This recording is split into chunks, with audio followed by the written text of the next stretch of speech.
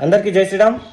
మొన్న ఈ మధ్య ఒక రావణాసురుని అభిమాని, హిందూ వ్యతిరేకి, ఒక ఎస్సీ కులానికి చెందిన వ్యక్తి విఎం మంజర్లోని ఎంప్లాయీస్ కాలనీకి వెళ్ళి మాకు ఇల్లు అద్దె కావాలి అని అడిగితే ఆ ఇంటి ఓనర్ అన్నాడట, మేము ఎస్సీ ఎస్టీ కులానికి చెందిన వారికి ఇల్లు అద్దెకి ఇయ్యము అని చెప్పారట.